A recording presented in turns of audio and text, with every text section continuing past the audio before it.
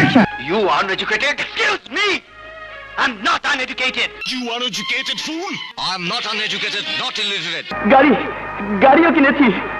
দেখ আপা গাড়ি। এই দেখ আমি তো জোরে গাড়ি কিনেছি। বুঝাইতে তো কি হইছে?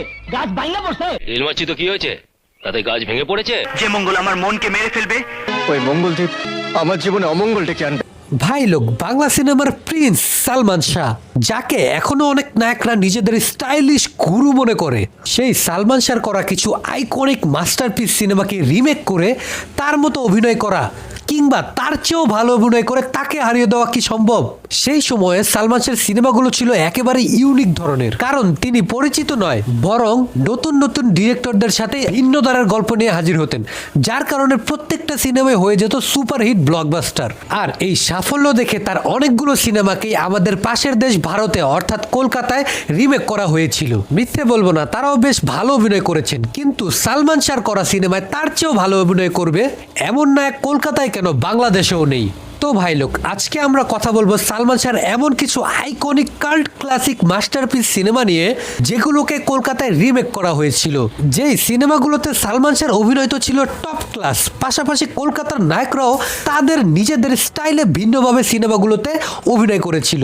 ভিডিও শেষে অবশ্যই জানাবেন কোন সিনেমার গল্পে কার অভিনয় বেশি ভালো হয়েছিল, কিংবা বাংলাদেশের কোন সিনেমার চেয়ে কলকাতার সিনেমার রিমেক বেশি ভালো হয়েছে বলে আপনার কাছে মনে হয়। অবশ্যই আমার কমেন্টে জানাবেন। তো কি অবস্থায়, আমি সজীব আর আপনারা দেখছেন সজীবের ডাইরেক্ট পয়েন্ট। আর আজকের পয়েন্ট হলো কলকাতার রিমেক্স অফ সালমান শাহস মুভিজ।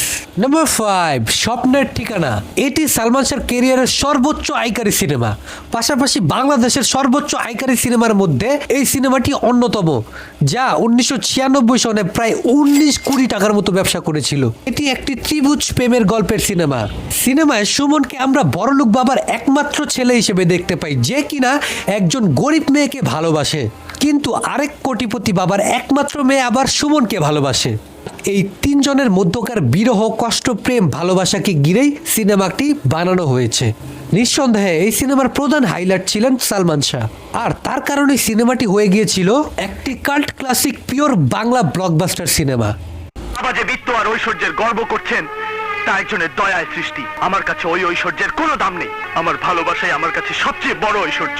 এক বছর পর 1997 সনে কলকাতায় এই সিনেমাটি রিমেক করানো হয় তোমাকে চাই না। স্ক্রিন প্লটে সামান্য পরিবর্তন থাকলেও বেশিরভাগ সিনকেই সিন বাই সিন রিমেক করা হয়েছিল। প্রসেনজিৎ মোটামুটি ভালো অভিনয় করেছিল, কিন্তু স্বপ্নের ঠিকানা সিনেমায় শাবনূর যেই অসাধারণ আউটস্ট্যান্ডিং পারফরমেন্সটা ডেলিভার করেছিল, সেই পারফরমেন্সটাকে ঋতুপর্ণা ঠিকঠাক ম্যাচ করাতে পারেনি, যার কারণে দর্শক ইমোশনালি খুব একটা কানেক্ট হতে পারেনি এই সিনেমার সাথে। কিন্তু তৃতীয় যেই অভিনেত্রী ছিলেন, তার অভিনয় ছিল অসাধারণ। ধার করা টাকা, প্রতিষ্ঠা, সামাজিক মর্যাদা, এই কোনটারই আমার প্রয়োজন নেই। নাম্বার 4, মায়ের অধিকার। ব্যক্তিগতভাবে সালমান শাহর ক্যারিয়ারে যতগুলো সিনেমা রয়েছে, সেখান থেকে মায়ের অধিকার সিনেমাটা আমার অন্যতম পছন্দের একটি সিনেমা। সালমান শাহ যে কতটা স্মার্ট অ্যান্ড এডুকেটেড ছিল তা আপনারা এই সিনেমাটা দেখলে বুঝতে পারবেন। You are uneducated? Excuse me! I'm not uneducated. If anyone slaps on your cheek, hit him with a blow on his face. That's the lesson I've learned.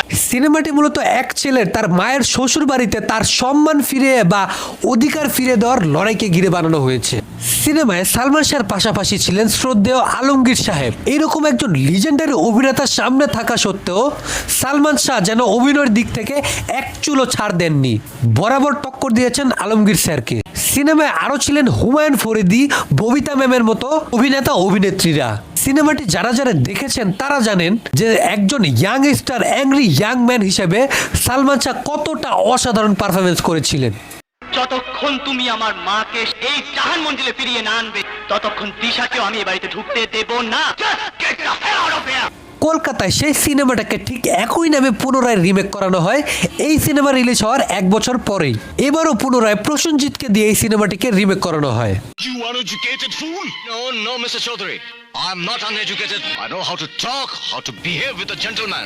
এই গল্পে কোথাও কোনো পরিবর্তনও করেননি তারা, একেবারে ফ্রেম টু ফ্রেম রিমেক করে দিয়েছেন। তবে কলকাতার ক্যামেরাটা ছিল অসাধারণ, পাশাপাশি প্রসেনজিৎ বেশ ভালো অভিনয় করেছিলেন। কিন্তু কলকাতার সিনেমাগুলোর সবচেয়ে বড় সমস্যা ছিল তাদের অ্যারেঞ্জমেন্ট, সেট ডিজাইন। আপনি এই সিনটাতে একটু লক্ষ্য করে দেখুন, এই সিনে চৌধুরী বিলাটাকে দেখে কি কোনো রকম বিশাল মঞ্জিল বা আলিশান বাড়ি মনে হচ্ছে? কিন্তু বাংলা সিনেমাটি এদিক থেকে অনেকটাই এগিয়ে ছিল। যতদিন না তুমি আমার মাকে পুত্রবধূ হিসেবে স্বীকৃতি দিয়ে এই চৌধুরী ভিলায় ফিরিয়ে না আনবে, ততদিন পর্যন্ত আমি এই দিশাকে এই বাড়িতে ঢুকতে দেব না। নাম্বার 3, সিনেমা সুজন সখী। এটা বাংলাদেশের একটি ঐতিহ্যবাহী সিনেমা। ফারুক স্যারের সিনেমাটাকে পুনরায় উজ্জীবিত করে আরো এক ধাপ এগিয়ে নিয়ে গিয়েছিল আমাদের সালমান শাহ। বলতে পারেন ফারুক স্যার যা যা মিস করেছিল সালমান শাহ তা পূরণ করে দিয়েছিল তার সিনেমায়।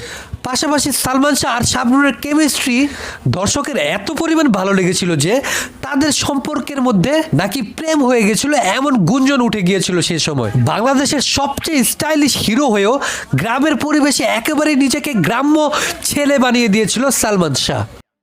বিলাইটা তো কি হয়েছে? গাছ বাইঙ্গা পড়ছে। কাল পাকলে কাকের কি? কোকিল না কাক, কালকে দেখো গোটা গাছ সাফ করে দিমুনে। এই সিনেমাটিকে কলকাতার রিমেক করাটা ছিল একেবারেই বোকামি বলে আমার মনে হয়, কারণ তারা না পেরেছে সেরকম এনভায়রনমেন্ট তৈরি করতে, না গ্রাম্য ভাষাটা পর্যন্ত ব্যবহার করেছে সিনেমায় তারা। আমার কাছে মনে হয় এই সিনেমা তো তারা প্রসেনজিৎকে ব্যবহার করলেই পারতো। তবে এত রিমেক সিনেমায় অভিনয় করা হয়তো বুম্বাদারও খুব একটা ভালো লাগতো না। রেল মারছি তো কি হয়েছে, তাতে গাছ ভেঙে পড়েছে। বলি বেল পাকলে কাকের কি? কোকিল না কাক কালকে দেখবে, পুরো গাছটা সাফ করে দিই। নাম্বার 2, সিনেমা এই ঘর এই সংসার।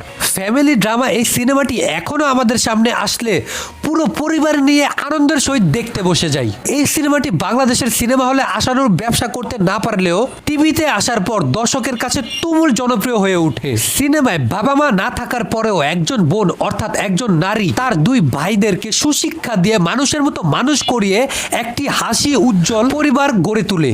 আবার সেই হাসি উজ্জ্বল পরিবারেই এক অন্য নারী প্রবেশ করার পর সেই পরিবার কিভাবে ধ্বংস করে ফেলে তা একেবারেই বাস্তবসম্মত করে এই সিনেমায় আমাদেরকে দেখানো হয়েছে। আপনারা যদি পুরো পরিবারকে একসাথে নিয়ে এই সিনেমাটাকে দেখেন তাহলে অনেক কিছু শিখতে পারবেন। সিনেমায় ছিলেন সালমান শাহ, আলিরাজ, বুলবুল স্যার, রোজি আফসারির মতো লিজেন্ডারি অভিনেতা অভিনেত্রীরা। দেখ আপা গাড়ি কিনেছি, তোকে বলেছিলাম না তোকে আমি গাড়ি কিনে দিব, শাড়ি কিনে দিব, শাড়িটা পরে তুই গাড়িতে উঠবি। আপা আপা এই ফ্যামিলি ড্রামা সিনেমাটাকেও কলকাতায় রিমেক করা হয়, যেখানে বরাবর সববারের মতোই ছিল আমাদের প্রিয় বুম্বাদা, প্রসেনজিৎ স্যার। রোজি আফসারি ম্যামের বদলে রাখা হয়েছিল অঞ্জু ঘোষকে, পাশাপাশি ছিল আরো অনেকেই। সত্যি কথা বলতে গেলে এই সিনেমাটিকেও আমার কাছে চমৎকার লেগেছিল, কারণ এই সিনেমায়ও ফ্যামিলি ড্রামা বিষয়টাকে খুবই সুন্দর মতো পোট্রে করা হয়েছিল। আমি তোর জন্য গাড়ি কিনেছি, তোকে আমি গাড়িতে চড়াবো বলে আমি গাড়ি কিনেছি। ও গাড়িটা পর না দিদি।